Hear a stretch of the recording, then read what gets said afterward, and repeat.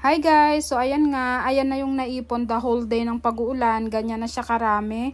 So this is the longest rain so far na nangyari dito sa UAE.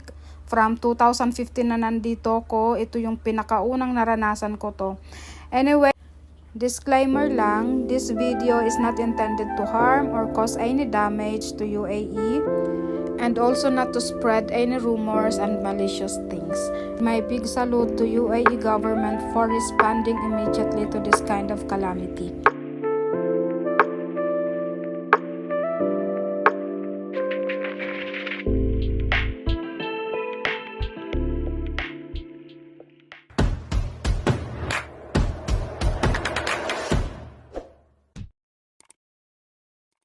Samahan nyo ko na mag-get ready with me na papasok kasi this is the first and very first time again since, if I am not mistaken, since 2004 nang umalis kami ng Bicol papuntang Manila na never na experience ulit yung baha.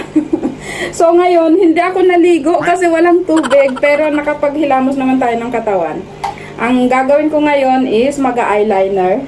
So, here you go. Hindi ako magaling dito masyado, pero let's try our best. Ito lang talagang kailangan ko lang talagang mag-eyeliner kasi wala tayong kilay eh. Okay. So, as you can see, naka-t-shirt lang ako. Okay, naka-t-shirt lang ako and naka-shorts kasi mamaya ipapakita ko sa inyo yung daan after the ulan last day, yesterday. To be honest, ang tagal ko na dito sa UAE since 2015. Pero ngayon ko lang na-experience na nag-ulan ng ganong katagal. Kasi normally umuulan dito mga 15 minutes lang, 30 minutes. Okay na ba? Pantay na ba? So like 30 minutes, 15 minutes, 1 hour, yun na yung pinakamatagal eh. Pero kahapon, yun yung longest na pag-uulan so far. May kasama pang kulog-kulog at kidlat. Ayan. So, dahil nga doon, stranded lahat ng sasakyan. And yung mga kababayan natin na Filipino na nagtatrabaho. Usually, lahat naman nagtatrabaho dito eh. Yun nga lang, stranded talaga sila. Yung staff ng asawa ko sa Dubai, sa branch nila sa Dubai, since kagabi, ngayon lang sila nakauwi ng umaga kasi naglakad talaga sila, walang transportation. Lakad talaga ang ginawa nila. Pasalamat na lang din ako kasi ang trabaho ko walking distance lang dito. Yun talaga ang isa sa mga ko na pag may trabaho ako, naghahanap ako ng bahay na malapit kasi ayoko nang mamasahe. Tapos gusto ko makasave na ng oras. Yung tipong paglabas ng trabaho, bahay agad. Kasi nakakatamad ng magbiyahe sa pagod. Tapos magbabiyahe ka pa, pagod ulit. So, yun yung isa sa mga reason ko bakit ako naghahanap ng trabaho, ng bahay malapit sa trabaho. So, ayan. Malapit na. Ito talaga yung pagka magkikilay eh. Actually, nagpa-shading ako last time, diba? Na ko yun. Kaso kasi, wala na. Pero, ang ikinaganda doon, tumagal din ng mga 2 taon yung shading eh. Let's see. Pag may budget na ulit tayo, magpapakilay ulit ako. Okay naman. Okay naman. So, ayun. Moisturizer. So, ito ang ginagamit ko. Moisturizer, aloe vera. Aloe vera. Ito siya. Inilalagay ko siya sa ref para malamig. Wala ko yung pang ganon, yung scooper, para hindi na dinidip sana yung yung daliri sa pinakaloob niya. Hayaan nyo pag nakahanap ako, bibili ako. So, ayan. Masarap siya sa pakiramdam kasi malamig. Yan lang ang lagay natin. Tapos mamaya maglagay ako ng ng cream. So, for today's video, hindi talaga ako naligo. Walang tubig. Ay. Pero ang ikinaganda, kahit baha, walang tubig. Pero ang ikinaganda, guys, kahit baha, may kuryente. At tingnan natin kung anong sitwasyon sa labas. Kasi, ang balita ko, baha pa din. And, yung asawa ko, hindi siya nagdala ng sasakyan kasi natakot na baka tumirik. Maraming nakatirik daw na sasakyan sa labas eh. So it means may tubig pa. As you notice, ayan, naka-t-shirt lang ako. Yan, simpleng t-shirt lang ako na papasok. And then wearing shorts. Kasi hindi ako makapag-uniform. Pag nag-uniform ako, mababasa ako dyan sa daan. Kasi nga, baha pa talaga siya. So, doon na lang ako sa salon. Magbibihis. For now, samahan nyo muna akong mag-get ready with me. Get ready with me. Ang daming alam. Ayan. Magpo-ponytail lang ako. Mag-ponytail lang ako para ano. Simplihan lang ang dating natin. Kasi ilulusong din natin yan sa baha. Alam nyo guys, yung totoo lang, yung nararamdaman ko, nakaka-excite din no, na balikan yung mga pangyayari noon na hindi mo na nababalikan.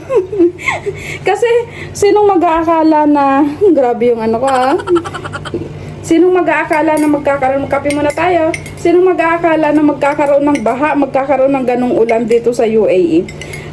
Ang totoo nga yan pinagdadasal pa nila na magkaroon sila ng ulan. Basta pinagdadasalan niya nila para magkaulan. Pero ngayon tingnan mo naman, the longest rain so far since 2015 na nandito ko. Yun yung experience ko ha. Ewan ko lang sa iba, baka meron. Ayan. Kape muna tayo bago ano. So, ipiprepare ko na yung aking gamit. Prepare tayo ng aking gamit. So, ililipat ko. Ito usually yung bag na dala-dala ko lagi sa trabaho. Trivia, may pa-trivia. Alam niyo tong bag na to, since 2000, ano pa ako kasi nasa 2018, if I am not mistaken, or 2017 tong bag na to. But look, so far, maayos pa siya. Hindi ko siya binibenta pero just showing to you na since 2017 gamit ko to. Mumurahin lang yan. Sa greenhouse ko lang yan nabili. Pero tingnan mo, ang ganda pa din. Yan, may mapasabit dyan. So, ayan. Ito ang dadalhin nating bags para tayong magka-camping. So, yung sapatos ko andun na. Iniiwan ko na para hindi Tapos, ayan. Dala-dala ko yung cream. Kasi, para iwas, paghugas ko ng paa, maglalagay ako ng cream kasi nakakatakot na magkaroon tayo ng fungal infection dyan sa baha na yan. So, ayan, I'm done. Sarado na natin. I'm done. So, ganyan lang tayo. Ganyan lang. Wait ha. Ipapakita ko yung ko. So, ganyan lang ang outfitan natin. Look! Para tayong magka-camping lang. Tapos, sa salon na ako magbigyan. With the baon. Ha? Yay! Bye-bye! Tapos, chinelas lang tayo. Bye! Hindi ako magkasya. Ang liit ng So, ayan guys. Ayan! I think better yung iniisip ko. Better na dun na ako sa sa signal tumawid. Dapat dito ako tatawid eh. Kaso parang natatakot ako diyan. Doon na lang ako sa signal tatawid. Journey. Ayan, may paalon-alon pagka may dumadaan na sasakyan. Ayan, umaalon siya. So, andito ako ngayon sa gilid. Ay, alam niyo kung bakit bumabaha dito? Kasi yung mga buhangin, nagbabara siya sa drainage. Kaya kaya talagang baha siya. So ayan, kailangan nating maglakad. Dito lang tayo sa gilid. Walang hahawakan na kahit para hindi mapahamak. So look, para silang nagkakarera doon. Pero so far yung ngayon, yung tubig ngayon, hindi na ganun kalalim tulad nung kahapon. Hanggang tuhod ko siya.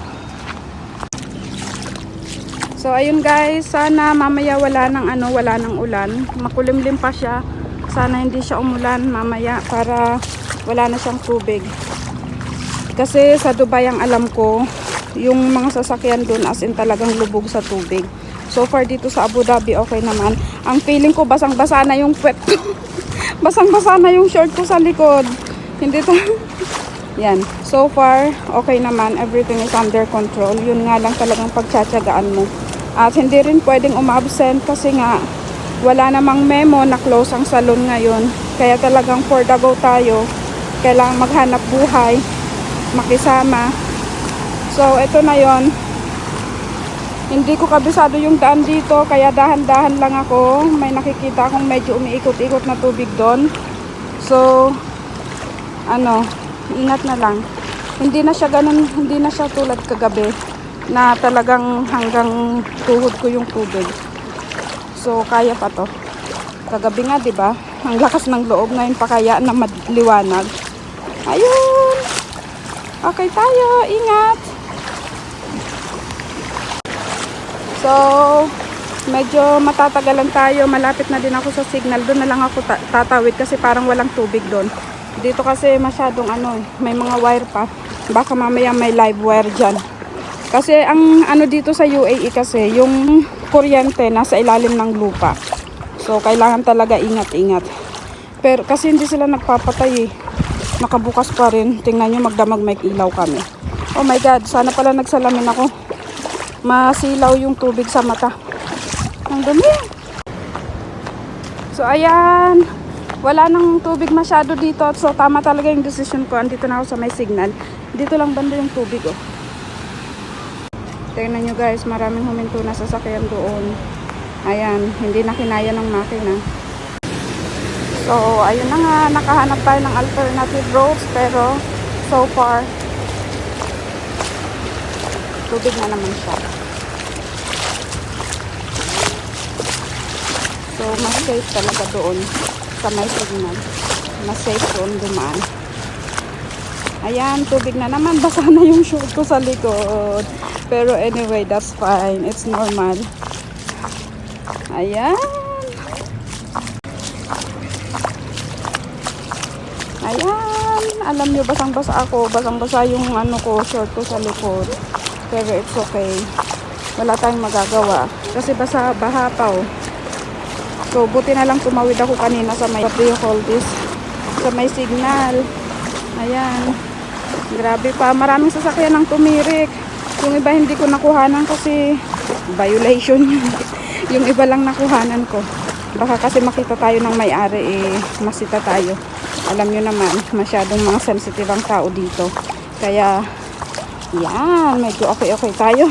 Kaso, basang-basa na yung likod ko.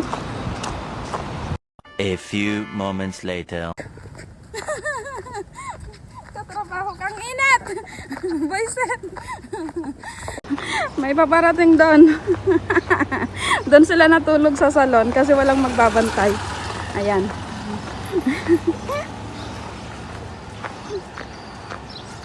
So, here you go. Okay na. Papunta sa salon. Okay na. Doon lang banda yung baha. So, ayun na. Ayan, banda dyan sa may highway. May tubig pa siya. At andito na tayo sa trabaho ko. So far, ito na lang yung tubig niya. Kumpara kahapon na hanggang talagang puno itong kalsada na to. So, ayan. Ayan na lang sila. Kinalungkot nga lang, maraming sasakyan talaga ang tumigil. Kaya, parang barado din, congested din yung daan. So, here you go. So, andito na ako guys. Ang tirik ng araw. Kita nyo, hindi ako nagdala ng payong. Hindi rin ako nagdala ng salamin kasi ayoko ng maraming bitbitin. Ayun. So, thank you. Kitang-kita nyo yung namamaga kong mukha. Ayan, sharing my journey and experience ng first time heavy rain sa UAE at nagbaha. Bye!